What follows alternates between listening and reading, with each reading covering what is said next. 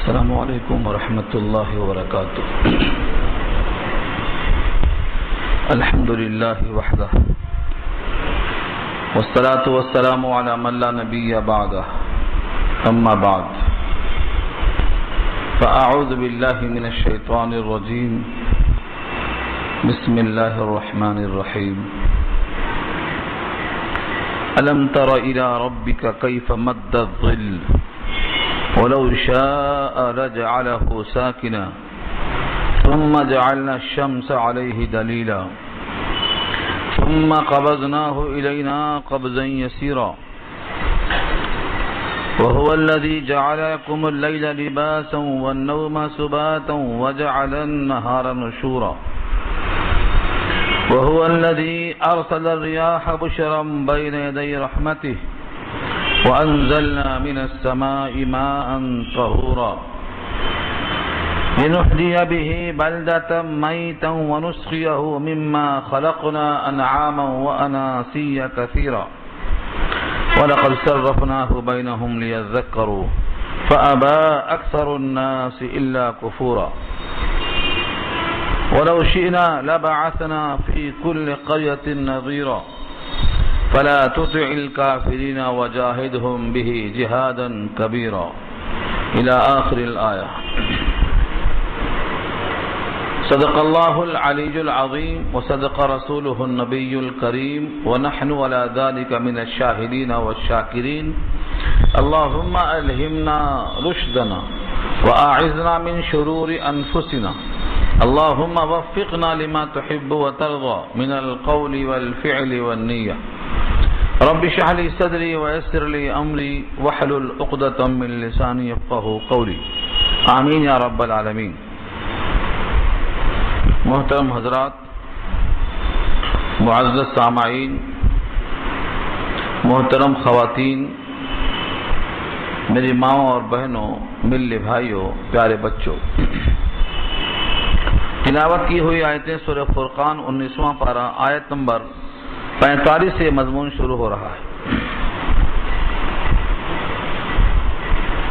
45 سے لے کر 60 تک اللہ تعالی کی قدرت کے وہ مشاہدات جن کو ہم آنکھوں سے دیکھتے ہیں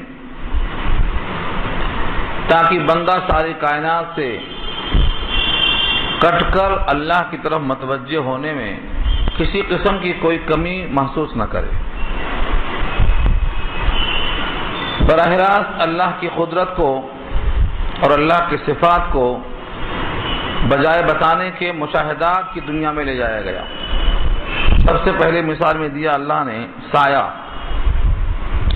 سایہ سورج کی شعاعیں جب زمین پر پڑتی ہیں تو جب بھی کوئی چیز حائل ہوتی ہے تو اس کا ایک سایہ بنتا ہے. اللہ نے اس سائے کو بطور دلیل کے پیش کیا ہے. کوئی ضروری نہیں ہے کہ سورج کی شعاعیں زمین پر پڑ جائیں، اللہ نہ چاہیں تب بھی. اللہ نے ان شعاعوں کو جو ان کی مسافت اتنی طویل ہے کہ لاکھوں میل دور ہے لیکن زمین پر ان کی شعاعیں پڑتی ہیں، پھر وہ سایہ جب سورج نکلتا ہے تو سمت مغرب میں ہوتا ہے اور جب سورج ڈوبنے لگتا ہے تو وہی سایہ سمت مشرق میں آتا ہے. دھیرے دھیرے پھیلتا ہے، دھیرے دھیرے سمٹ جاتا ہے، یہاں تک کہ اللہ کی طرف وہ سایہ جا کر دنیا کی نظروں سے غائب ہو جاتا ہے. یہ مثال پیش کی ہے اللہ نے. الم ترى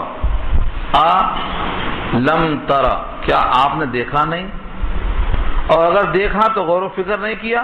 یہاں مراد دیکھنے سے رؤیت بصری نہیں ہے بلکہ قلبی ہے. کبھی غور و فکر نہیں کیا؟ کے معنی کیا؟ اور لم ترى نہیں دیکھا.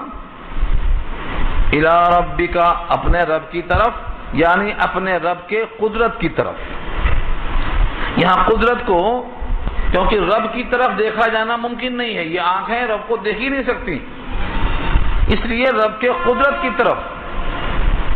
کیف مد الظل، کیسے طویل کیا سائے کو. مد اور کیفا تو بارہا آ چکا ہے. کیفا مانے کیسے، اور مدہ یا مدو کے معنی لمبا کرنا. قرآن کریم میں جن جگہوں میں حروف لمبے کھینچے جاتے ہیں انہیں مد کرنا بولتے. مد کرنا یعنی لمبا کرنا. ممدود کہتے ہیں کھینچا ہوا لمبا. تو مدہ یا مدو کے معنی لمبا. الظلہ سایہ. ذلہ بھی آیا ہے قرآن کریم میں اور ذلن ذلیلہ بھی آیا ہے, گھنی چھاؤں. تو آپ نے دیکھا اپنے رب کی قدرت کی طرف کیسے سائے کو لمبا کر دیا, دراز کر دیا, دور تک پھیلا دیا. اگر انسان 2 گز کا ہے تو آپ سایہ دیکھیں گے 4 گز کا معلوم ہوگا. یہ لمبا سایہ کیسے ہوتا ہے؟ اور پھر دھیرے دھیرے سمٹتے سمٹتے جب سایہ اصلی کا وقت ہوتا ہے تو سایہ معدوم نظر آتا ہے, پروں تلے گر جاتا ہے. پھر وہ سمت میں بدل کر مشرق کی طرف جانا شروع ہو جاتا ہے. اس سائے کو دراز کرنا یہ کس کی قدرت ہے؟ کائنات میں کوئی دعوے دار نہیں ہے. اللہ فرماتے ہیں وَلَوْ شَاءَ لَجَعَلَهُ سَاكِنًا, اور اگر اللہ چاہتے تو اس کو ساکن اور ایک جگہ پہ ٹھہرا ہوا بنا سکتے تھے.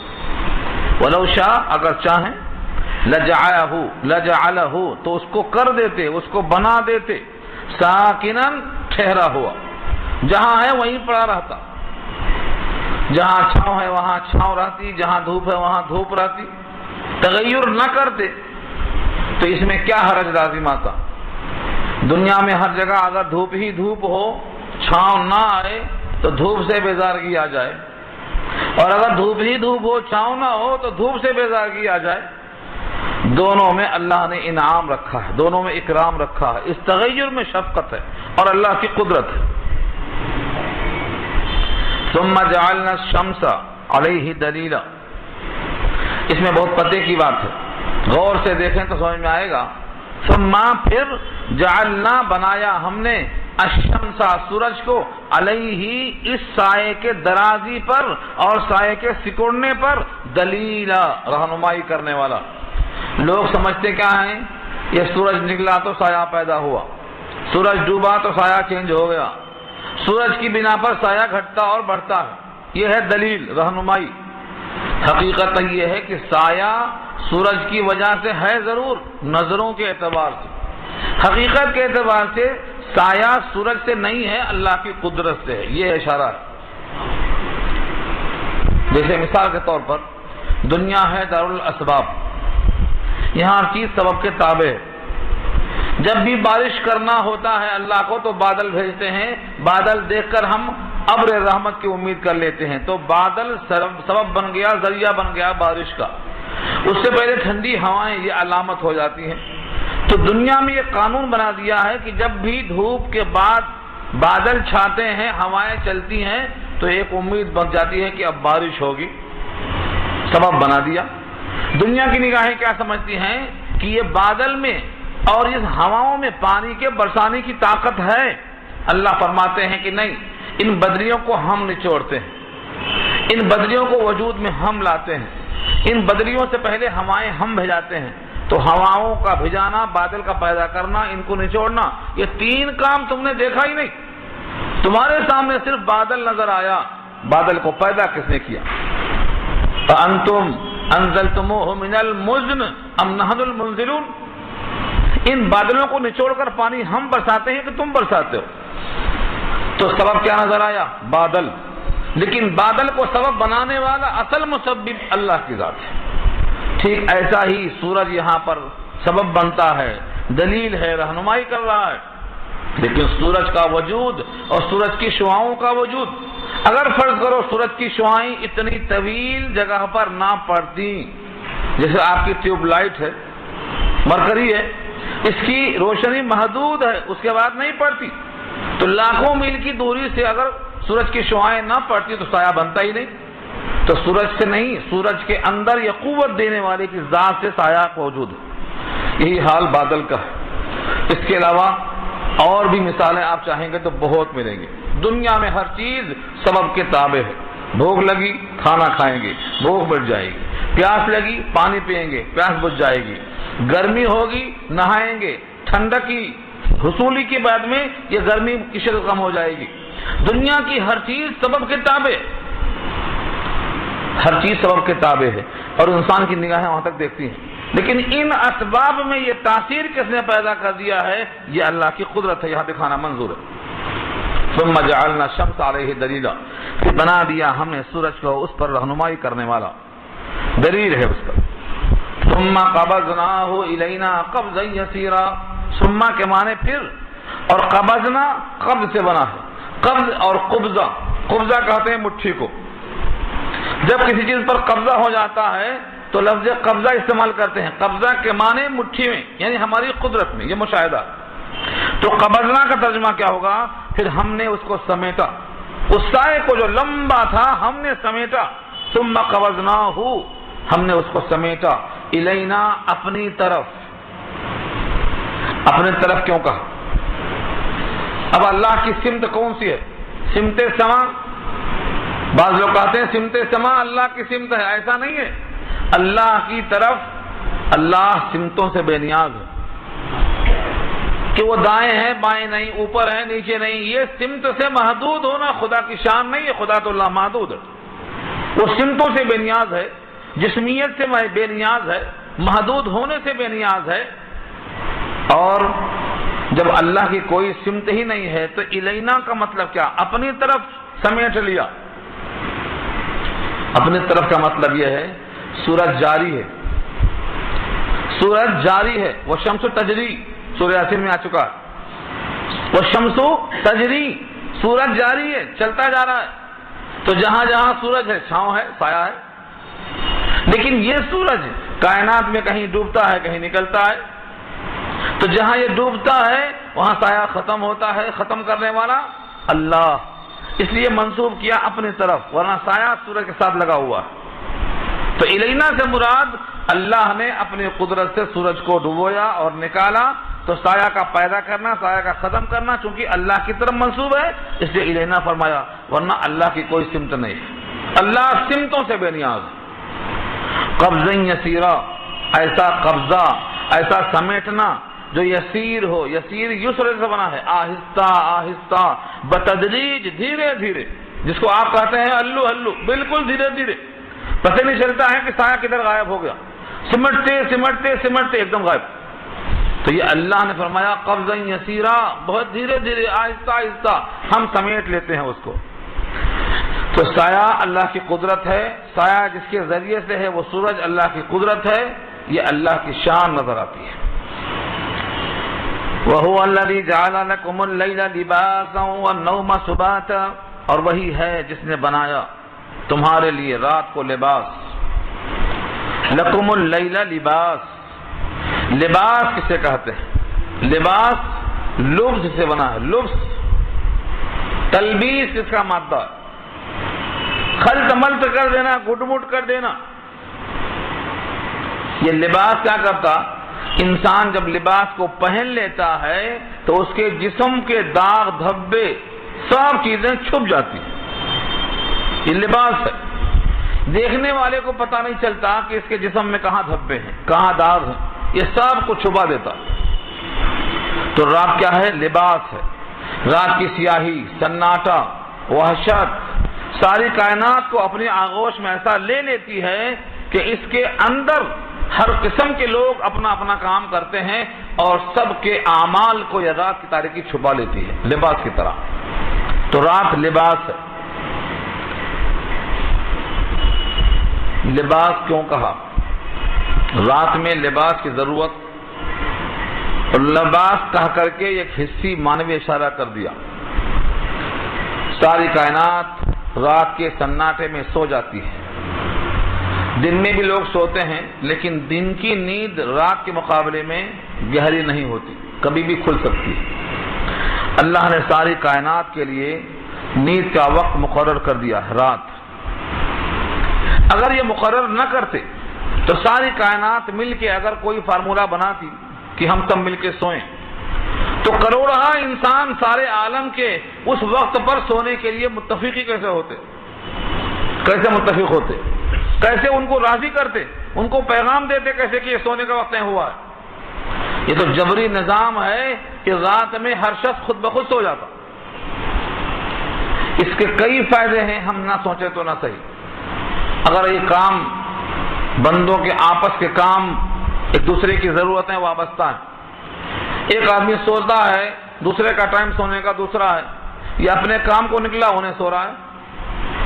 آج بھی دیکھو تھوڑا تغیر ہو گیا ہے، بجائے رات کے لوگ دن میں سو رہے ہیں، صبح 9 بجے تک سو رہے ہیں، اور بیچارہ جو فجر پڑھ کے آیا اس کا کام نہیں ہو رہا ہے، کیوں سو رہا ہے یہ؟ تو آج بھی بدل چکا ہے تھوڑا سا، اس سے بھی کام خراب ہو رہے ہیں۔ لیکن اگر فرض کرو رات نہ ہوتی، کبھی بھی کوئی سو جاتا اور کبھی بھی کوئی کام پہ نکلتا تو کسی کا کام نہیں ہوتا، سب حرج میں پڑ جاتے۔ ایک آدمی سونا چاہتا اور ایک کھٹ کرتا، آواز نکالتا تو نیند نہیں آتی۔ یہ جبری نظام ہے، رات کا لباس، ساری کائنات سو جاتی ہے، پرندے چرندے اپنے گھونسلے میں آ جاتے ہیں، حشرات الارض کیڑے مکوڑے بھی سمٹ جاتے ہیں۔ یہ ساری کائنات پر جبری نظام ہے، یہ اللہ کی قدرت کے ساتھ ساتھ بندوں پر شفقت بھی ہے، لیکن اس کو ہم چونکہ روز آتی ہے اور جاتی ہے، رات کا معاملہ یہ ہے روز آنا جانا جاری ہے، اور جو چیز روز آتی جاتی ہے اس کی قدر کیسے ہوتی؟ کہتے ہیں قدر کھو دیتا ہے ہر روز کا آنا جانا، گھر کی مرغی دال برابر، کیوں مشہور ہے؟ مرغی ہے مگر دال کے برابر کیوں ہے؟ روز آنے کی وجہ سے، روز ہونے کی وجہ سے۔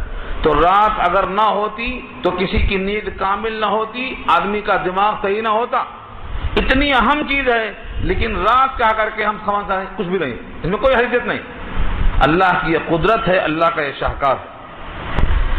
اللہ فرماتے ہیں کہ رات لباس ہے، والنوم سبات، اور نیند کیا ہے؟ سبات ہے۔ سبات سبتن سے بنا ہے، اور سبتا کے معنی کوئی چیز کسی سے کاٹ کے الگ کر دینا۔ سبت، یوم السبت ہفتے کا دن ہے۔ قرآن کریم میں نیند کا ترجمہ نوم کے ساتھ سبات کو رکھا ہے کہ نیند کو بنایا سبات یعنی کاٹ کر الگ کرنے کی چیز، لیکن ترجمہ کیا ہوتا ہے؟ آرام۔ کیوں ترجمہ ہوتا ہے؟ انسان تھکا ہوا ہے، دماغ بالکل تھک چکا ہے، رات میں تھک کر چور ہو گیا، صبح اٹھتا ہے تو کوئی تکان کے آثار نہیں، سب ختم، سر کا درد غائب، کمر کا درد غائب، جسم کی حرارت غائب، ساری قوتیں معتدل ہو جاتی ہیں پھر۔ تو یہ نیند کیا ہے؟ تھکان کو کاٹ کے پھینکنے کی ذریعہ بنا دیا اللہ نے۔ اسی واسطے سبات کے معنی اگرچہ کاٹنے کے آتے ہیں لیکن ترجمہ کرتے ہیں آرام، رات کو، اور نیند کو اللہ نے راحت کی چیز بنا دیا، سونے کے بعد تیار۔ اگر نیند اتنی گہری نہ آئے کہ ہمارے جسم کے اندر جو اجزاء حلول کر گئے تھے، جو خرچ ہو گئے تھے، اس کا بدل ہمیں اگر نہ ملتا تو اس تھکان کو لے کر انسان مہینہ 2 مہینہ مشکل سے ڈھلتا، ختم ہو جاتا۔ تو نیند دوبارہ ہماری طاقت پہنچاتی ہے، بیٹری ہماری دوبارہ چارج کر دیتی ہے۔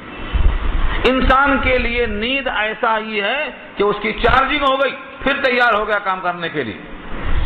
تو اللہ کی قدرت ہے، سارے انسان، ساری مخلوقات کو ایسی نیند عطا فرماتا ہے کہ ان کی بیٹری چارج، پھر کام، آنکھیں پھر کام کرتی ہیں، کان پھر کام کرتا ہے۔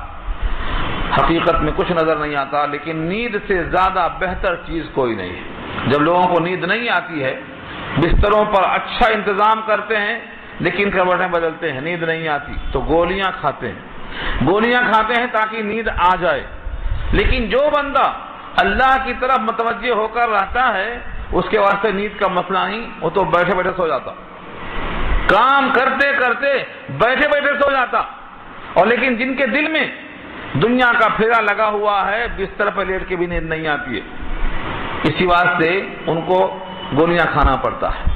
بہرحال یہ 2 چیزیں یاد رکھو کہ رات لباس ہے اور نیند ثبات ہے، یعنی تھکان کو دور کرنے کا ذریعہ ہے، راحت کو پہنچاتا ہے۔ وَجَعَلَ النَّهَارَ نُشُورًا، اور بنایا ہے دن کو نشور نشر سے بنا ہے، اور نشر کے معنی آتے ہیں پھیلانا۔ ناشر کہتے ہیں پھیلانے والے کو، کتاب چھاپ کر پھیلانے والے کو ناشر کہتے ہیں۔ نشور بنا، یہ لفظ پیچھے آ چکا کئی مرتبہ۔ قرآن کریم نے محشر کے میدان کو بھی نشور کہا ہے، سب بکھر کے وہاں جمع ہو جائیں گے۔ وَإِلَيْهِ النُّشُورُ، الحمدللہ الذی احیانا بعدما اماتنا وَإِلَيْهِ النُّشُورُ، سب اسی کے بعد جمع ہوں گے۔ تو یہ وہی نشور ہے کہ سب رات میں سوئے ہوئے اب دن میں نکل کے جمع ہو گئے، نکل کے اکٹھا ہو گئے، تو جیسے لوگ رات میں سو گئے تھے اور سونا موت کے مثل قرار دیا، جیسے اس مرنے کے بعد یعنی سونے کے بعد اٹھے اکٹھا ہو گئے، ایسے قیامت میں سب اکٹھا ہوں گے اور اپنی اپنی قبروں سے نکل کے آ جائیں گے۔ تو دن میں کام کا ذریعہ بنایا اللہ نے، سب کے سب جمع ہوتے، اکٹھا ہوتے۔ وَهُوَ الَّذِي أَرْسَلَ الرِّيَاحَ، اور وہی اللہ جس نے بھیجا ہواؤں کو۔ ریاح ریحن کی جمع ہے۔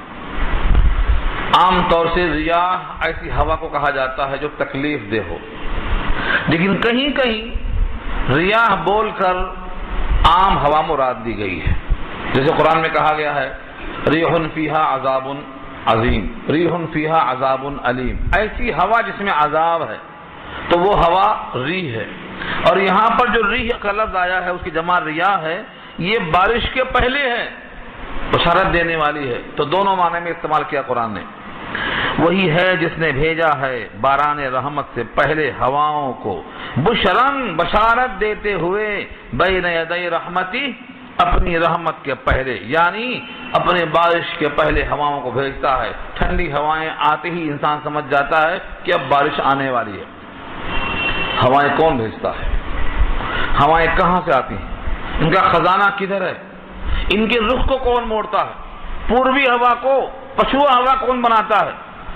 یہ ساری قوت اللہ کی ہے۔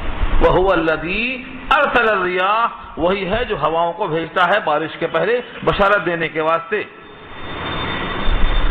ساری کائنات میں ہوائیں چلتی ہیں، پچھوا ہوا عام طور سے عذاب کے لیے آیا، استعمال کیا گیا، اور پوروی ہوا کو نصرت کے لیے، مدد کے لیے۔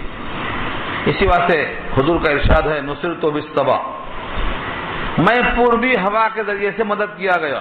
غزوہ خندق میں فتح کیسے ہوئی؟ پوروی ہوا سے آئی، پوروی ہوا یا پچھوا ہوا، لیکن ہواؤں کو بھیجا اللہ نے، سارے خیمے اکھاڑ کے پھینک دیا اللہ۔ تو معلوم کیا ہوا؟ ہوائیں بھیجنا اللہ کی شان ہے۔ یہ ہوا غریب امیر سب کی حاجت ہے۔ سانس لیتا تو حیات باقی، سانس ختم تو حیات ختم۔ یہ سانس لینے کے لیے ہوائیں کون بھیجتا ہے؟ اللہ۔ تو ہماری حیات جس سانس پہ موقوف ہے وہ حیات دینے والا اس سانس کے ذریعے اللہ ہے۔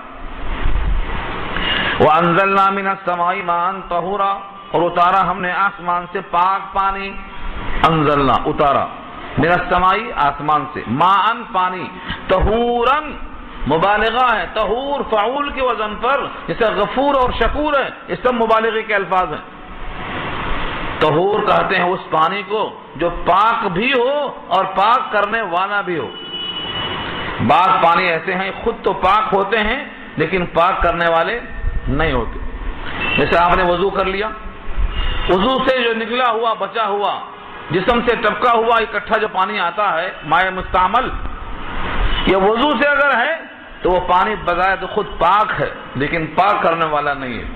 ہاں، ناپاکی کے ساتھ جو استعمال ہوا ہے پانی وہ تو خود نجس ہے، خود بھی ناپاک ہے، وہ ناپاک ہے تو پاک کیسے کر سکتا ہے؟ لیکن مائع مستعمل وضو کا اگر پانی ہے تو خود پاک ہے وہ، لیکن پاک کرنے والا نہیں ہے۔ یہ طہور ہے جو پانی برسا اللہ کی طرف سے، وہ پانی کنویں میں ہے، برف کی شکل میں پہاڑیوں پر ہے، کسی بھی شیپ میں پانی ہے، وہ پورا کا پورا پانی پاک اور صاف ہے، مطہر ہے، اسی کو طہور کہا اللہ نے۔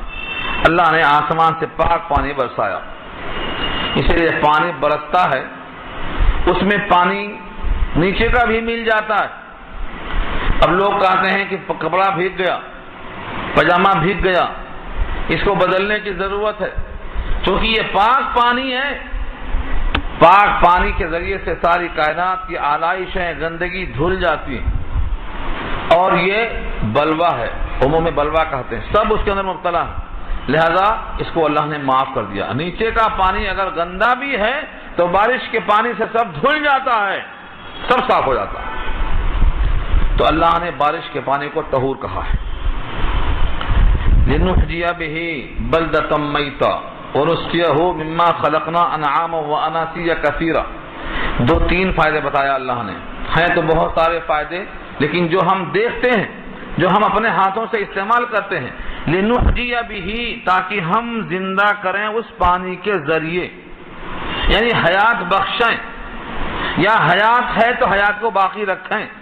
گویا حیات کو باقی رکھنے کے لیے، حیات پیدا کرنے کے لیے ہم پانی کو پاک برساتے ہیں. کس کو زندہ کرنا ہے؟ بلدتن میتتن. بلدہ کی صفت میتا ہے. بلدہ مانے شہر اور میتا مانے مردہ. مردہ شہر. بارش نہ ہو تو شہر مردہ کیوں ہے؟ کیونکہ اس میں کوئی چیز اگتی نہیں، نباتات نہیں، جتنی زراعت ہے سب کے سب ختم، اس لیے زمین مردہ. جب پانی برستا ہے تو زندہ. وَنُسْقِيَهُ مِمَّا خَلَقْنَا أَنْعَامٍ. اور ہم پلاتے ہیں ان میں سے جس کو ہم نے پیدا کیا ہے، یعنی چوپائے. انعامن کی صفت کیا ہے؟ کثیرن، بہت سارے چوپائے. وہ اناسیہ کثیرہ. اناسیہ یہ انسان کی جمع اناسی ہے. بعض نے کہا ہے اناسیہ انسیہ کی جمع ہے، اور بعض نے کہا ہے اناسیہ انسان کی جمع ہے. اناسیہ کثیرہ، بہت سے آدمیوں کو سیراب کرتے ہیں. جب پانی برستا ہے تو چوپائے بھی سیراب ہوتے ہیں اور انسان بھی سیراب ہوتے ہیں. یہ پانی کا اسٹاک کر لیتے ہیں اور پورے سال پیتے رہتے ہیں. یہ تمام نعمتیں پانی کی اللہ فرماتے ہیں کہ یہ ہم تقسیم کر کے نازل کرتے ہیں. تقسیم کرتے ہیں قسم قسم سے. اس پانی کو کتنا بھیجنا، کہاں بھیجنا، بے حساب نہیں ہے، حساب سے. وَلَقَدْ صَرَّفْنَاهُ بَيْنَهُمْ لِيَذَّكَّرُوا. اور البتہ تحقیق مصلحت کی وجہ سے پانی ان کے درمیان میں ہم تقسیم کر دیتے ہیں. لوگ کہتے ہیں اس سال بہت بارش ہوئی، اور کوئی کہتا ہے اس سال سیلاب آ گیا. حقیقت یہ ہے کہ پانی کی تقسیم میں اضافہ یہاں ہوا، وہاں کمی ہو گئی ہے. اللہ فرماتے ہیں پانی تو ہم برابر برساتے ہیں، لیکن کہیں پر زکوٰۃ نہیں دی گئی تو پانی کو روک لیتے ہیں. کہیں پر لوگوں نے اللہ تعالیٰ کی شان میں گستاخی کی تو سیلاب بھیج دیتے ہیں. ہم کو یہ معلوم ہے کہ کہاں کتنا بھیجنا ہے. پانی کی مقدار اتنی ہوتی ہے، تقسیم میں کہیں زیادہ کہیں کمی ہم کر دیتے ہیں. سب سے بہترین موسم، بہترین چیز وہ ہے کہ جب لوگ اچھے ہوتے ہیں، اللہ کا حکم مانتے ہیں، تو رات میں بارش ہوتی ہے اور صبح جب مطلع صاف نظر آتا ہے تو لوگ اپنے کام پہ نکل جاتے ہیں. پھر شام ہوتی ہے، سو جاتے ہیں لوگ اور اللہ برسا کر پھر چلے جاتے ہیں. پھر صبح اٹھتے ہیں تو مسئلہ صاف ہے. یعنی کام کاج میں حرج نہ ہو، تکلیف نہ ہو، تنگی نہ ہو، مشقت نہ ہو. ایسی بارش کو عمدہ بارش کہا ہے. مگر رات میں بہت گرمی ہے اور دن بھر برس رہا ہے، چلنا پھرنا مشکل ہے. یہ سب اللہ ہی کرتے ہیں. جب بندے اللہ کے ہو کر بندے رہتے ہیں تو اللہ بھی ایسا انعام کرتے ہیں. اللہ فرماتے ہیں کہ ہم پانی کو مصلحتاً ان میں تقسیم کر کر کے نازل کرتے ہیں. لیذکروا، تاکہ لوگ دھیان دیں کہ بارش برسانے والا کون ہے. وہی ہے جو ہمارے کھیتیوں کا، ہمارے غلوں کا، ہماری ضرورتوں کا، ہماری آرائشوں کا خیال کر سکتا ہے. فَأَبَى أَكْثَرُ النَّاسِ إِلَّا كُفُورًا. انکار کیا لوگوں کی اکثریت نے مگر ناشکری کے ساتھ، یعنی بغیر ناشکری کیے ہوئے نہیں رہتے. اکثریت ہے، پانی کے بغیر کسی کا چلتا نہیں، لیکن پانی پی کر الحمدللہ بولنے والے اکثریت میں نہیں ہیں، اقلیت میں. پانی کے بغیر چلتا نہیں. پانی پینا لازمی چیز ہے. اللہ کے بھی فرماتے ہیں پانی اللہ کی نعمت ہے، دل سے الحمدللہ کہو کہ آب حیات مل گیا. یہ کتنے لوگ ہیں؟ اللہ فرماتے ہیں کہ بہت سے لوگ انکار کرنے والے ہیں، بغیر ناشکری کے اور بغیر اپنی منمانی کے لوگ نہیں ہیں. فَأَبَى، انکار کیا، اکثر الناس، لوگوں میں اکثریت نے، الا کفورا، مگر ناشکری کے ساتھ. وَلَوْ شِئْنَا لَبَعَثْنَا فِي كُلِّ قَرْيَةٍ نَذِيرًا. اب یہاں تک نعمتیں تھیں، 50 آیت ہو گئی، 50 نمبر کی آیت تک نعمتیں تھیں. اب یہاں سے خطاب ہے نبی صلی اللہ علیہ وسلم کی طرف. ہم تو اپنی طاقت کا، قدرت کا تم کو مشاہدہ کروا چکے ہیں. اب بھی یہ لوگ نہیں مانتے ہیں تو ہم ہر گاؤں میں ایک نبی بھیج سکتے تھے. ہمارے پاس یہ قدرت ہے کہ ہم گاؤں میں، ہر قریے میں، ہر شہر میں ہم بھیج سکتے تھے. ان کا مطالبہ ہے، کتابیں ہم دے سکتے تھے، لیکن ان کافروں کی بات کو ہر جگہ ہر وقت ماننا ضروری نہیں ہے. وَلَوْ شِئْنَا، اگر ہم چاہتے، لَبَعَثْنَا، تو ہم بھیج دیتے آپ کے علاوہ، فی کل قریہ، ہر بستی میں. قریہ گاؤں کو بھی کہا جاتا ہے، شہر کو بھی کہا جاتا ہے، ہر بستی مراد ہے یہاں۔ نذیرا، ایک نذیر بھیج دیتے۔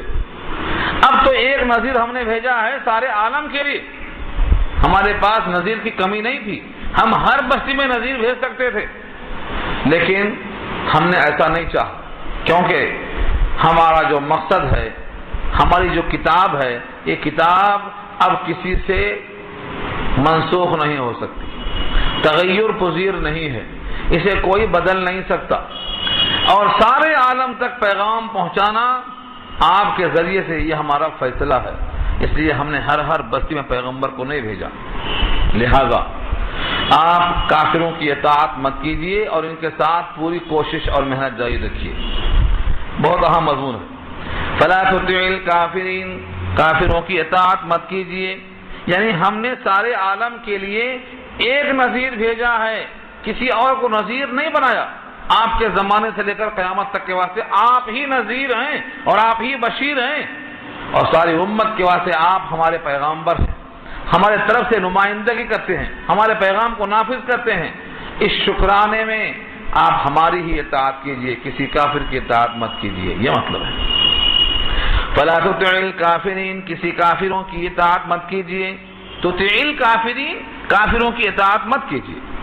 وجاہدہم بہ، اور ان کے ساتھ مجاہدہ کیجئے، بہ، قرآن کے ذریعے، جہادن کبیرہ، بہت بڑا جہاد۔ یہ آیت اگر آپ کو سمجھ میں آ گئی تو شاید زندگی میں کچھ حرکت پیدا ہو۔ لوگ صرف کمانے کھانے کے اندر پڑے ہوئے ہیں۔ اللہ نے نبی صلی اللہ علیہ وسلم سے کہا کہ چونکہ سارے عالم کے نذیر آپ ہیں، اس لیے کسی کافر کی بات ماننے کے بجائے ان کافروں کے ساتھ سخت محنت کیجیے، چونکہ یہ سورت مکی ہے اور مکے میں قتال فرض نہیں ہوا تھا۔ جہاد کی آیتیں سورہ حج پارہ 17 میں مدینے میں آنے کے 2 سال کے بعد نازل ہوئی۔ غزوہ بدر جب پیش آیا تب تک جہاد صرف قرآن کے ذریعے سے تھا، تلوار کے ذریعے سے نہیں تھا۔ 13 سال مکے میں جہاد کون سا تھا؟ جہادن کبیرہ، یہاں وہی مراد ہے، اور وہ تھا قرآن کے ساتھ۔ یہاں قرآن کہاں سے لایا گیا؟ بہی میں جو ہی ہے یہ پروناؤن ہے، ضمیر ہے، یہ لوٹتی ہے قرآن کی طرف، جس کا ذکر پیچھے سے آ رہا ہے۔ وجاہدہم بہ جہادن کبیرہ، اور مجاہدہ کیجئے کافروں کے ساتھ قرآن کے ذریعے بہت بڑا جہاد، یعنی قرآن کو سامنے رکھ کر ان سے خوب مقابلہ کیجئے۔ قرآن کی آیتوں میں توحید ہے، پیش کیجئے، یہ شرک پیش کریں گے آپ دلائل پیش کیجئے، یہ دنیا کی بات پیش کریں گے آپ آخرت پیش کیجئے، یہ آزادی کی بات کریں گے آپ حساب کی بات کیجئے۔ قرآن کے ساتھ ان سے خوب مجاہدہ کرنا ہے۔ نبی صلی اللہ علیہ وسلم مجاہدہ کیا نہیں کیا، یہ تو صحابہ نے گواہی دے دی۔ اگر ہمارا دل گواہی نہ دے تو اپنے دل کو لے جا کر دیکھو عرفات کے میدان میں، جہاں تمام صحابہ موجود تھے، چنندہ جو حج میں آئے تھے۔ نبی صلی اللہ علیہ وسلم کا دنیا سے جانے والا سال تھا سن 10 ہجری، حجۃ الوداع۔ صحابہ سے پوچھا کیا میں نے تم تک قرآن پہنچا دیا؟ صحابہ نے کہا پہنچا دیا۔ کیا تم کو میں نے اللہ کا پیغام پہنچا دیا؟ فرمایا پہنچا دیا۔ کتنے لوگ گواہ تھے؟ 1.25 لاکھ صحابہ ہاتھ اٹھا کر گواہی دے رہے ہیں۔ تو اگر ہم یہ نہ مانیں تو نہ صحیح، لیکن صحابہ گواہی دے چکے، اور حضور پاک نے کہا اے اللہ تو ان صحابہ کی گواہی پر گواہ بن جا، اللہم اشہد۔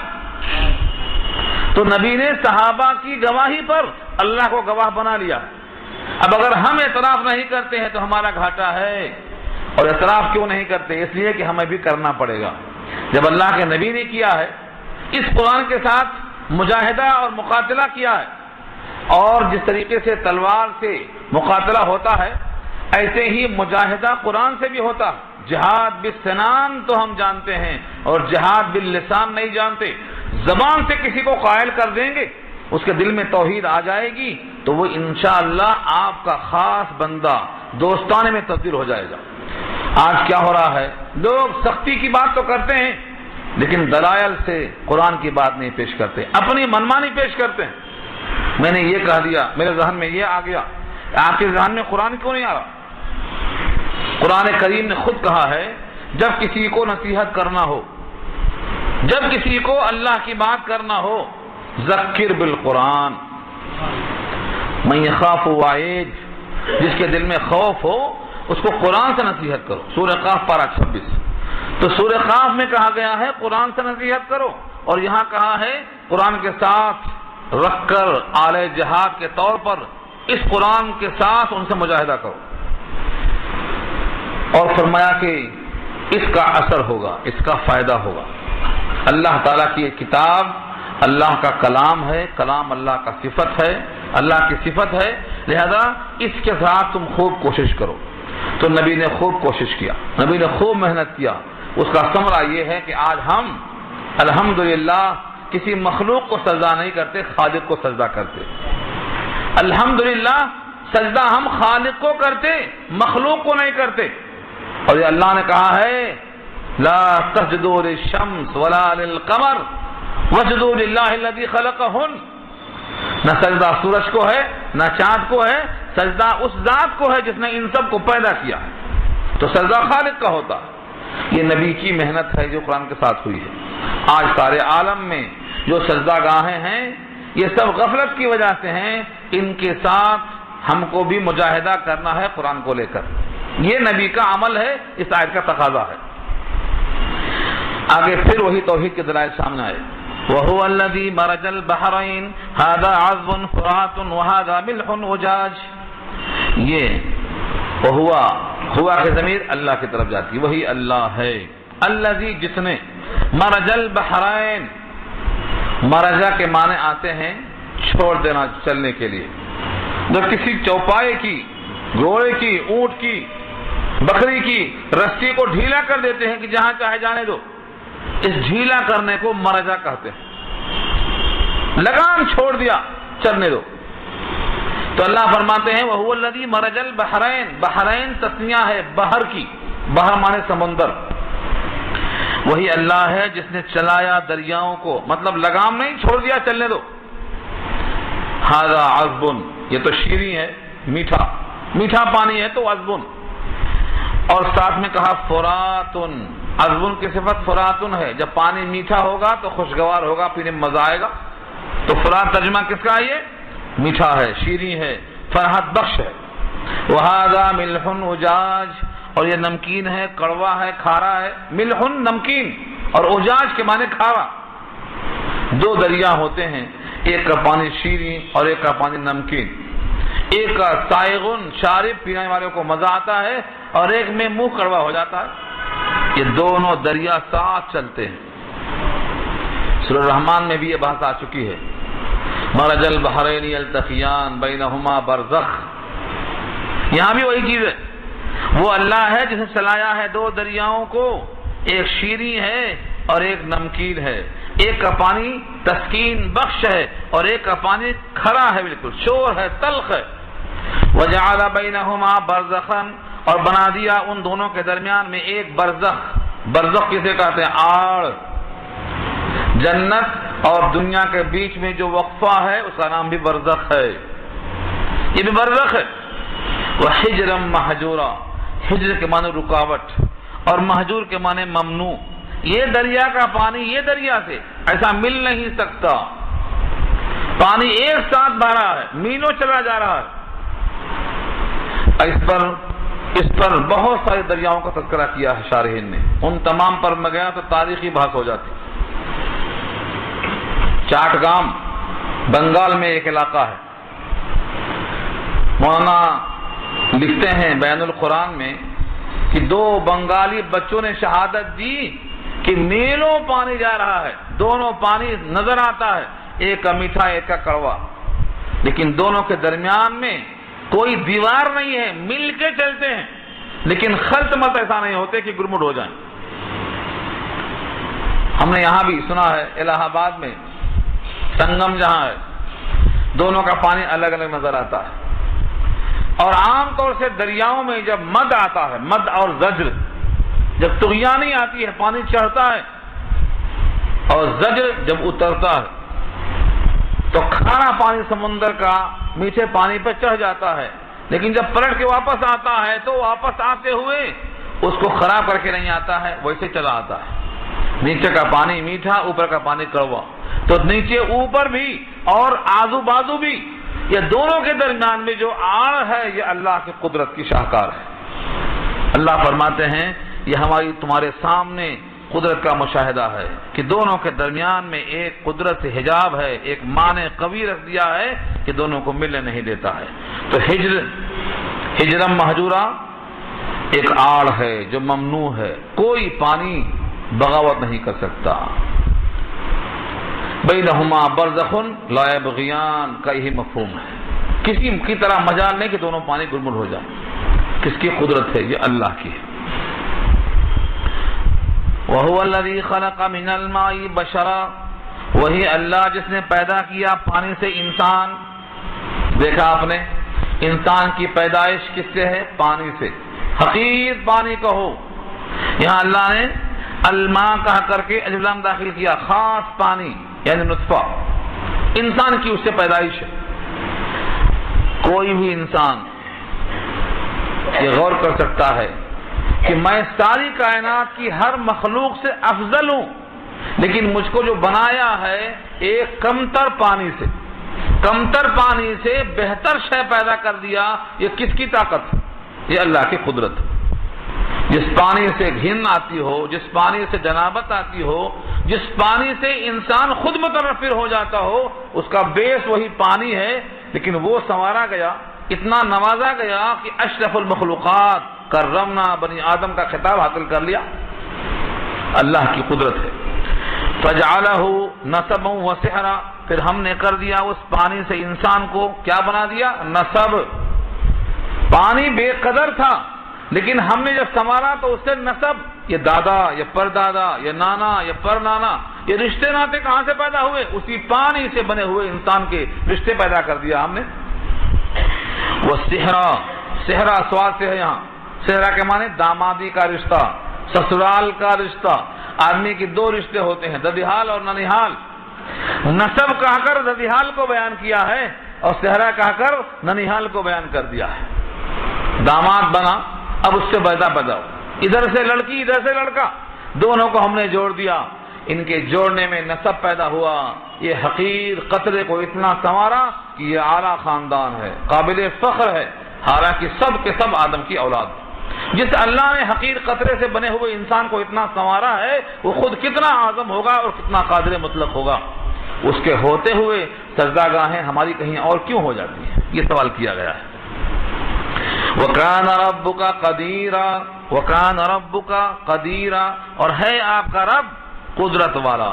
قدیر فعیل کے وزن پر، جتنے بھی لفظ آئیں گے قدیر اور فعیل کے وزن پر سب مبالغے کے لفظ ہوں گے۔ اللہ قادر ہیں، یہاں فرمایا قدیر ہیں، بہت زیادہ قدرت والے ہیں، یعنی معدوم سے موجود کر دیں، حقیر کو بہترین بنا دیں، کریم بنا دیں، شریف بنا دیں، وہ جو چاہیں کر دیں۔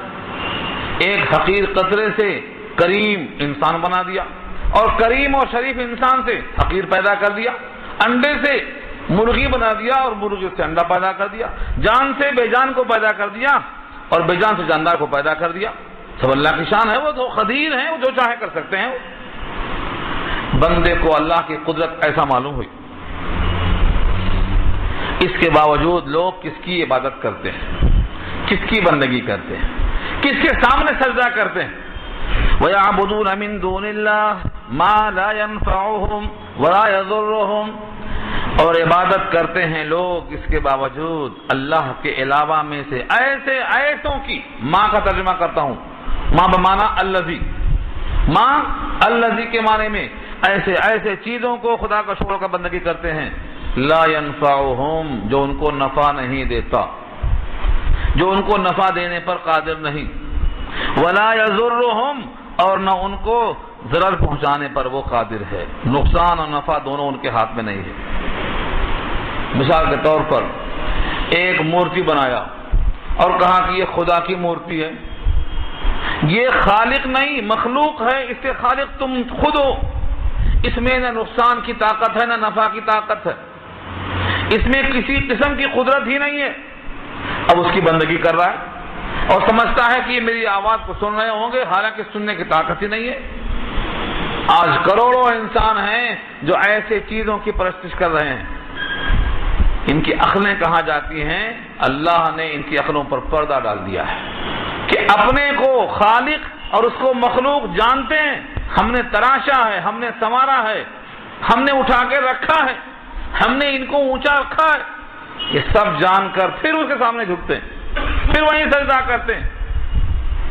اور صرف یہ ان کی حالت نہیں ہے، یہ ہماری بھی حالت ہے، جن کو ہم نے اپنے ہاتھوں سے غسل دیا ہے، کفن پہنایا ہے، ان کے انگوٹھے کو باندھا ہے، ان کی آنکھوں کی پلکوں کو بند کیا ہے، ان کے جبڑے کو کھلتے ہوئے دیکھ کر کے باندھا ہے، ان کو قبر میں اتارا ہے، ان کو دیکھا ہے کہ وہ چل کر جانے پر قادر نہیں ہیں، آج وہاں سجدے ہو رہے ہیں، لیٹ جا رہے ہیں اٹھا کے وہاں۔ یہ بھی اسی طرح ہے، دونوں میں کوئی فرق نہیں ہے، دونوں میں کوئی فرق نہیں ہے۔ لیکن جب انسان کی آنکھوں پر پردہ چڑھ جاتا ہے غفلت کا تو خرابی نظر نہیں آتی۔ اللہ فرماتے ہیں نہ وہ قادر نہ یہ قادر، انکا حجر لا تنفع ولا تضر۔ جب پتھر میں طاقت نہیں ہے تو مٹی میں طاقت کہاں سے آ گئی؟ مٹی پتھر دونوں ایک ہیں، دونوں میں کوئی فرق نہیں۔ ساری مخلوق اللہ کے مقابل میں کمزور ہے، فقیر ہے، حقیر ہے، ایک اللہ کے ہوتے ہوئے اللہ کے غیر کو سجدہ کرنا اس آیت کا مصداق ہے۔ اللہ فرماتے ہیں وَكَانَ الْكَافِرُ عَلَى رَبِّهِ ظَهِيرًا، اور ہے کافر اپنے پروردگار پر ظہیر کہتے ہیں پشت پناہ کو، پشت پناہ۔ یہاں صیغہ علی آیا ہے، علی نہیں بھولنا، یہاں پر ایک ہے لِرَبِّهِ اپنے رب کے لیے، اور ایک ہے علی ربہ اپنے رب کے خلاف۔ مثال دیا تھا، تھوڑا سا عربی سیکھ لو۔ دعا، دعا مانے پکارا، اگر دعا کے ساتھ لام آ گیا دعا لہو تو دعا کیا، اور دعا کے ساتھ علا آ گیا تو بد دعا کیا۔ ٹھیک یہاں بھی وہی ہے، اگر علا نہ ہوتا الہ ہوتا تو رب کا پشت پناہ ہے، اور اگر علا آ گیا تو رب کے خلاف ہے، کافر تو ہے ہی رب کے خلاف۔ وَكَانَ الْكَافِرُ عَلَى رَبِّهِ ظَهِيرًا، اور کافر تو اپنے رب کا مخالف ہے ہی، اس کو ہر معاملے میں مخالفت نظر آتی ہے۔ لہذا اب یہاں پر پھر خطاب ہے نبی صلی اللہ علیہ وسلم کو، وَمَا أَرْسَلْنَاكَ إِلَّا مُبَشِّرًا وَنَذِيرًا، اور ہم نے نہیں بھیجا آپ کو مگر بشارت دینے والا، مومنوں کو جنت کی، وَنَذِيرًا اور کافروں کو دوزخ سے ڈرانے والا۔ تو نذیر اور بشیر دو لفظ ہیں۔ نذیر کس کے لیے؟ جو اللہ کی بات نہ مانے، رسول اللہ کی بات نہ مانے، ان کے حق میں آپ نذیر ہیں، جہنم سے ڈرانے والے، اور جو بات مان لے ان کے حق میں آپ بشیر ہیں، خوشخبری دینے والے۔ اللہ کی شان ہے یہ۔ نبی صلی اللہ علیہ وسلم نے بشارت دینے پر یا درس سنانے پر کوئی محنتانہ طلب کیا ہو؟ ایسا نہیں ہے، تمام رسولوں نے ایک ہی پیغام کہا، ہم تم سے محنتانہ نہیں چاہتے، لا اسألکم علیہ اجر، تم سے ہم بدلہ چاہتے ہی نہیں، ہمارا بدلہ صرف اللہ کے ذمہ ہے۔ لیکن یہاں دیکھو اسی بات کو کس انداز سے پیش کیا گیا ہے، قل ما اسألکم علیہ من اجر الا من شاء، کہہ دیجئے نہیں میں مانگتا ہوں اس پر تم سے کوئی اجر، کوئی محنتانہ، کوئی معاوضہ اس تبلیغ پر میں نہیں چاہتا، الا مگر من شاء ان يتخذ الى ربه سبیلا، مگر جو شخص چاہے کہ بنا لے اپنے رب کی طرف کوئی راستہ، یہی میرا معاوضہ ہے۔ اگر تم میں سے کوئی اپنے رب کی طرف راستہ بنا لے، اس کا راستہ بن جائے میرے تبلیغ کرنے سے، تو بس میرا معاوضہ یہی کافی ہے۔ کیا مطلب ہوا؟ تمہارے اوپر محنت کرنے کا، تم کو اللہ کا پیغام سنانے کا میرا معاوضہ کس شکل میں چاہیے کہ تم اللہ کے ہو جاؤ، اللہ کے گھر میں جگہ مل جائے، تم جنت کے اندر پہنچ جاؤ، بس تم سے میرا یہ معاوضہ کافی ہے۔ آج امت کا کون سا طبقہ ہے جو یہ کہہ دے کہ مجھے اپنے تمام کاموں پر کچھ نہیں چاہیے، تم اللہ کے بندے بن جاؤ، تم سیدھے راستے پر آ جاؤ، تم اپنے مالک کو راضی کرنے والے ہو جاؤ، تم جنت کے حقدار بن جاؤ، بس میرا معاوضہ یہی ہے۔ اگر میرے بول سے تم کو فائدہ ہوا، تم جنت میں چلے گئے، تو اللہ تعالیٰ بولنے والے کو محروم نہیں کر سکتے، یہ وعدہ ہے، یہ ہے اس آیت کا مفہوم۔ مگر جو چاہے بندہ کہ اپنے رب کی طرف راستہ بنا لے، اس راستہ دکھانے پر میرے واسطے سب کچھ مل گیا۔ اب نبی صلی اللہ علیہ وسلم سے اللہ کا خطاب ہے، وتوکل علی الحی، بھروسہ کرو زندہ پر، وتوکل علی الحی، بھروسہ کرو۔ توکل امر ہے، توکل ہمارے اردو میں استعمال ہے، توکل متوکل بھروسہ کرنے والا، توکل آرڈر میں ہے، بھروسہ کرو۔ بھروسہ کسے کہتے ہیں؟ اعتماد کرنا، بھروسہ اعتماد کرنا، کس پر کرو؟ علی الحی، زندہ پر۔ زندہ کون ہے؟ اللہ لا الہ الا ہو الحی القیوم، اللہ کے سوا کوئی معبود نہیں، وہ زندہ ہے، سب کو تھامنے والا ہے۔ بقیہ سب کی زندگی الحی نہیں ہے، بلکہ کیا ہے؟ کسی درجے میں اس کو حیات حاصل ہے، کسی درجے میں۔ جب تک اللہ چاہیں اس کی حیات ہے، جب اللہ نہ چاہیں اس کی حیات ختم ہے۔ حقیقی حیات ذاتی کسی کی عطائی نہ ہو، یہ صرف اللہ کی شان ہے۔ تو یہاں کس پر بھروسہ کرنے کا حکم دیا؟ وتوکل علی الحی، اور بھروسہ کرو زندہ پر۔ الحی جو خاص زندگی رکھتا ہے، کچھ نہیں تھا مگر وہ ہے، کچھ نہیں رہے گا مگر وہ رہے گا، سب فنا ہو جائیں گے، وہ ایک باقی رہے گا۔ کل شیء ہالک الا وجہہ، سب ختم۔ کل من علیہا فان ویبقى وجہ ربک ذو الجلال والاکرام۔ تو وتوکل علی الحی، بھروسہ کس پر کرنا ہے؟ زندہ پر۔ اور زندہ کون ہے؟ صرف اللہ۔ تو بھروسہ کس پر ہوگا؟ صرف اللہ پر، یہ کہا گیا۔ الذی لا یموت، الذی لا یموت، جس کو موت نہیں آتی۔ کائنات میں کون ہے جس کو موت نہ آئے؟ کون ہے؟ اللہ تعالیٰ نے نبی صلی اللہ علیہ وسلم سے خطاب کرتے ہوئے سورہ انبیاء میں فرمایا، وما جعلنا لبشر من قبلک الخلد، ہم نے آپ سے پہلے بھی کسی بشر کے لیے دوام نہیں رکھا۔ کل نفس ذائقۃ الموت ہمارا وصول ہے، جو بھی اس کائنات میں پیدا ہوا اس کو موت کا ذائقہ چکھنا ہے۔ تو بھروسہ کرو اس ذات پر جو زندہ ہے، جس کو موت نہیں آتی۔ وسبح بحمدہ، اور تسبیح بیان کرو اس کے حمد کی، یعنی کہو سبحان اللہ و بحمدہ، سبحان اللہ و بحمدہ، یہ یہاں کہنے کا حکم دیا گیا ہے۔ وسبح بحمدہ، اس کے حمد کی تسبیح کو بیان کرو۔ وکفی بہ بذنوب عبادہ خبیرا، اور کافی ہے اللہ، کافی ہے، وکفی بہ، اور کافی ہے اللہ اپنے بندوں کے گناہ کے ساتھ خبر رکھنے والا۔ کسی گواہ کی ضرورت نہیں، کسی فرشتے کے لکھنے کی حاجت نہیں، بطور خبر رکھنے والے کے اپنے بندوں کے گناہ پر اللہ خود کافی ہے۔ کیا مطلب ہوا؟ اگر بندے آپ کو تکلیف دیتے ہیں، زحمت دیتے ہیں، آپ کی بات نہیں مانتے ہیں، تو ان کا فیصلہ کرنے کے لیے کسی اور کی حاجت نہیں ہے، اللہ کافی ہے خبر رکھنے کے لیے۔ ایک ایک عمل کی اللہ کو خبر ہے، اللہ کو خبر ہے۔ اس خبیر کی صفت کو بیان کیا، الذی خلق السماوات والارض، اللہ جس نے پیدا کیا ساتوں آسمان کو اور زمین کو، وما بینہما، اور جو کچھ ان کے درمیان میں ہے، فی ستۃ ایام، صرف 6 دن میں، 6 دن میں۔ یہ بحث سورہ اعراف میں آ چکی ہے۔ 6 دن میں کیوں؟ جب کلمہ کن کہنے سے پیدا ہو سکتی ہے تو 6 دن کی ضرورت کیا ہے؟ اور جب دن تھا ہی نہیں تو 6 دن کیسے ہو گئے؟ زمین اور آسمان جب بنا ہی نہیں تھا تو 6 دن کیسے ہو گئے؟ لکھا ہے شارحین نے کہ جتنا وقت 6 دن میں ہوتا ہے اتنا وقت مراد ہے۔ اور اتنا وقت طویل کیوں لیا گیا؟ تاکہ معلوم ہو جائے دنیا اسباب کے تحت ہے، اسباب کے دائرے میں ہے۔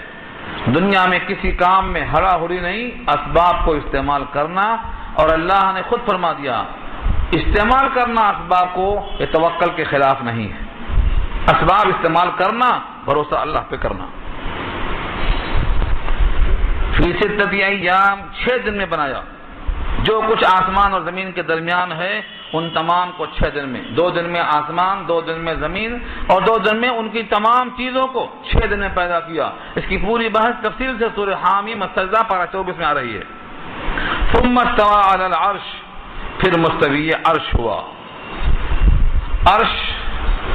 عرش کیا ہے؟ تخت ہے، 7 زمین اور 7 آسمان، اور 7ویں آسمان پر اللہ نے عرش کو رکھا ہے۔ اس عرش پہ اللہ نے کرسی کو رکھا ہے۔ اس کرسی کا ذکر سورہ بقرہ آیت الکرسی میں آ چکا ہے۔ وسع کرسیہ السماوات، اس کی کرسی اتنی وسیع ہے کہ 7 آسمان اس میں آ جائیں۔ جب کرسی اتنی وسیع ہے تو عرش کا عالم کیا ہوگا؟ کیونکہ عرش کے مقابل کرسی کی تشبیہ دیا نبی صلی اللہ علیہ وسلم نے، کسی بڑے میدان میں انگوٹھی پھینک دو، میدان کے مقابلے میں انگوٹھی کی کیا حیثیت ہے، ایسا ہی عرش کی نسبت ہے کرسی کے مقابلے میں۔ اس کرسی کا یہ عالم ہے کہ 7 زمین 7 آسمان سب سما جائیں۔ اس کرسی پر، اس تخت پر اللہ مستوی ہیں۔ پھر لوگ سمجھتے ہیں کہ محدود ہیں، عرش پہ ہیں، معلق ہیں، اوپر ہیں۔ العیاذ باللہ، وہ کرسی خود اتنی وسیع ہے کہ 7 زمین سما جائیں تو محدود کیسے ہو گئے؟ ثم استوى علی العرش، عرش پر اللہ مستوی ہو گئے۔ استوا کے معنی بیٹھنا، لیکن یہاں انسان جب سمجھتا ہے بیٹھنا تو اپنے بیٹھنے کو سمجھتا ہے۔ اللہ کی ذات اللہ کی شان کے مطابق ہے، بندہ استوائے عرش کو نہیں جانتا۔ یہ آیت متشابہات میں سے ہے۔ اللہ کیسے بیٹھے ہیں، اللہ عرش پہ کیسے ہیں، ان کی شان کے مطابق ہیں، بندہ اس کیفیت کو نہیں جانتا۔ عرش پہ ہوتے ہوئے تمہارے ساتھ ہیں، یہ مہربانی ہے۔ عرش پہ ہوتے ہوئے اللہ تمہارے ساتھ ہے، وَهُوَ مَعَكُمْ أَيْنَمَا كُنتُمْ، تم کہیں بھی ہو تمہارے ساتھ ہے۔ یہ اللہ کی مہربانی ہے۔ بندوں سے اللہ ساتھ کیسے ہیں؟ اتصال بے تکیف بے مثال، ہست رب الناصرہ با جان ناس۔ اللہ تعالیٰ نے بندوں کے ساتھ اتصال رکھا ہے، مگر اس کی کیفیت صرف اللہ کو معلوم ہے۔ وہ کیسے ہیں اللہ کو معلوم ہے۔ الرحمن فاسأل به خبیرا، رحمان کہ پوچھو اس سے، وہ خبر جاننے والا ہے۔ رحمان کے بارے میں کافر کیا جانے، رحمان خبر رکھنے والا ہے، رحمان سے پوچھو۔ اس کی شان کے بارے میں کسی اور سے پوچھنے کی حاجت نہیں ہے۔ جو جانتا ہو، جو خبر رکھتا ہو، اس سے پوچھو۔ نبی صلی اللہ علیہ وسلم نے اللہ کی شان کا ذکر کیا ہے اور بڑے شان سے فرمایا، اے اللہ ہم آپ کی حمد بیان کرتے ہیں جس کے لائق آپ ہیں۔ آپ ایسے ہیں جیسے آپ کی شان ہے، ہم آپ کی حمد کو ایسا بیان نہیں کر سکتے۔ اللہم لا احصی ثناء علیک انت کما اثنیت علی نفسک، ہم اللہ آپ کی شان کا احاطہ نہیں کر سکتے، آپ ایسے ہیں جیسے آپ نے اپنے تعریف خود کیا ہے۔ تو رحمان کو جاننے کے لیے کسی جانکار سے پوچھو۔ کافروں کا حال تو یہ تھا، جب ان سے کہا جاتا کہ رحمان کو سجدہ کر لو تو پوچھتے رحمان کون رحمان؟ کیونکہ کافروں میں اللہ معروف تھا لیکن رحمان کا لفظ معروف نہیں تھا۔ اسی بات سے شکایت کیا تھا انہوں نے، سورہ کہف میں یہ بات آ چکی ہے۔ آخر میں کیا کہا تھا؟ خود تو کہتے ہو کئی خداؤں کو مت پوجو، ایک خدا کو پوجو، اور خود کبھی رحمان پکارتے کبھی اللہ پکارتے۔ ادعوا اللہ اب ادعوا الرحمن ایما تدعو، یہ آیت تبھی نازل ہوئی۔ ان سے کہا دو رحمان کہو یا اللہ کہو، دونوں ذات ایک ہی ہیں، دونوں کی مسمى ایک ہی ہیں۔ رحمان کہو تو بھی وہی ذات ہے اور اللہ کہو تو بھی وہی ذات ہے۔ یہ کئی نام ہیں اس کے، فلہ الاسماء الحسنى، اللہ کے بہت سارے نام ہیں۔ ایما تدعو، جس نام سے چاہے پکار لو۔ تو کئی نام سے کئی ذات کا ہونا لازم نہیں آتا، یہاں اسی کو سبق دیا ہے۔ وَإِذَا قِيلَ لَهُمُ اسْجُدُوا لِلرَّحْمَنِ، جب ان سے کہا جاتا کہ سجدہ کر لو رحمان کو، قالوا تو بولتے عمر رحمان، کون ہے رحمان، کیا ہے رحمان، کیسا ہے رحمان؟ أَنَسْجُدُ لِمَا تَأْمُرُنَا، کیا ہم سجدہ کر لیں ان کا تم جن کو ہمیں سجدہ کرانا چاہتے ہو؟ ہم جانتے بھی نہیں کون رحمان ہے، سجدہ کیسے کر لیں؟ وَزَادَهُمْ نُفُورًا، اور زیادہ کر دیتا ان کو نفور، بدکنا، چمکنا، بھاگنا۔ جب رحمان کی طرف بولا جاتا تو ان کو اور غصہ آتا، اور طیش آتا، اور کہتے ہم رحمان کو نہیں جانتے، کون ہے رحمان؟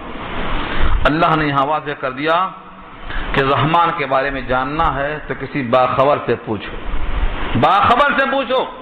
اور باخبر سے مراد وہ ہیں جن کو خبر دینے کے لیے اللہ نے بھیجا ہے۔ اللہ تعالیٰ نے نبی کی خبر دی اور نبی نے اللہ کی خبر دی۔ اللہ نے کتاب دے کے بھیجا اور نبی نے اس کتاب کو آشکارا کر کے اللہ کا تعارف کرایا، ساری کائنات کے لوگوں نے پہچانا اور جانا۔ اس لیے کس سے پوچھنا ہے؟ جس کو معلوم ہے، اور وہ ذات انبیاء کرام کی ہے۔ انہیں بتایا ہے کہ رحمان کیا ہے۔ رحمان وہ ہے جس کی رحمت عام ہے، کوئی دنیا کا ایک فرد نہیں باقی ہے کسی بھی جنس کا ہو کہ اس پر اللہ کی رحمت نہ ہو۔ جس کی رحمت عام ہو اس کو رحمان کہتے ہیں، اس لیے سجدہ رحمان کو کرنا چاہیے۔ یہاں سجدہ تلاوت کرنا واجب ہے، نفورہ پہ ایک سجدہ آپ لوگ کر لیجئے گا، کبھی بھی واجب ہے۔